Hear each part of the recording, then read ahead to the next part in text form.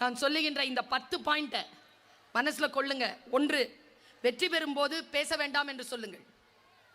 வெற்றி பெறுகிறானா பேசணும், பேச வேணாம்னு சொல்லுங்க. அவன் திட்டங்களையும் உங்கள் திட்டங்களையும் குறித்து யாரிடமும் சொல்லாதீர்கள். நிறைவான முடிவுக்காக காத்திருங்கள்.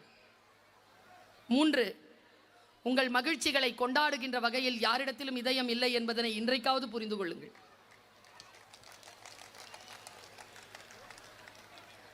நீங்கள் அனைவரும் எதையெல்லாம் தருகிறீர்களோ மற்றவரிடமிருந்து அதை எதிர்பார்க்காதீர்கள், தரமாட்டார்கள்.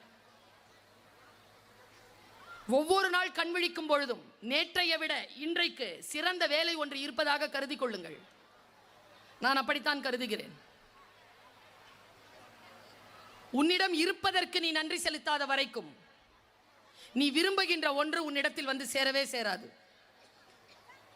நான் இறைவனிடத்தில் இதை எப்பொழுதும் எதையும் கேட்பதே இல்லை, இப்பொழுதெல்லாம் கேட்பதே இல்லை. நான் என் பிரார்த்தனை என்ன தெரியுமா? வல்ல இறைவன் மீது ஆணையாக சொல்லுகிறேன், யார் மீதும் ஆணையிடாதிருங்கள் என்கிறான் அவன். அவனிடத்தில் மன்னிப்பு கேட்டுக்கொண்டு இதை சொல்லுகிறேன். இறைவனிடத்தில் நான் எதையுமே கேட்பதில்லை. ஏன் தெரியுமா? ஒரே பிரார்த்தனை தான் எனக்கு, நீ கொடுத்ததற்கே நன்றி சொல்ல முடியவில்லை, இன்னும் அடுத்தடுத்து கேட்பதற்கு அஞ்சுதே என் நெஞ்சம். உயர்வுகளை அவன் தருகிறான். நீங்கள் உறுதியாக செயல்படுங்கள். எது உங்களிடத்தில் இருக்கிறதோ அதன் மீது மரியாதையாக இருங்கள், அதற்கு நன்றியுடையவர்களாக இருங்கள். உங்களுக்கு மேலும் மேலுமாக விஷயங்கள் வந்து சேரும். இது பிரபஞ்சத்தின் ரகசியம். சில நேரங்களில் நீங்கள் எதை மிகவும் விரும்புகிறீர்களோ அதை உங்களை விட்டு கடந்து போக அனுமதியுங்கள். அனுமதிக்கவே மாட்டேன் என்கிறோம் நாம், அனுமதியுங்கள். ஏன் தெரியுமா? இயற்கை சில காரணங்களினால் மனிதர்களை உங்கள் வாழ்வுடன் சேர்க்கிறது, அதைவிட சிறப்பான காரணங்களினால் அவர்களை உங்களை விட்டு விலக்குகிறது. இதில் மட்டும் கவனம் கொள்ளுங்கள். சே thanks to the close doors.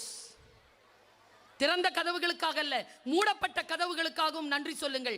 ஏனென்றால் அதற்குள் போனால் உங்கள் வாழ்க்கையில் நீங்கள் சிரமங்களை சந்திக்கலாம் என்பதற்காக இயற்கையும் பெரியவர்களும் அதை மூடி வைத்திருக்கிறார்கள் என்று நினைத்து கொள்ளுங்கள்.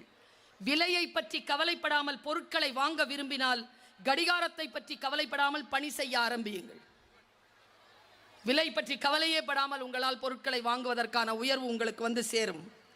உங்கள் வாழ்க்கையில் சில இலக்குகளை அடைவதில் மிக மிக கவனமாக இருங்கள். ஏனென்றால் அந்த நேரத்தில் தான் உங்கள் நண்பர்களை நீங்கள் இழக்க வேண்டி வரும்.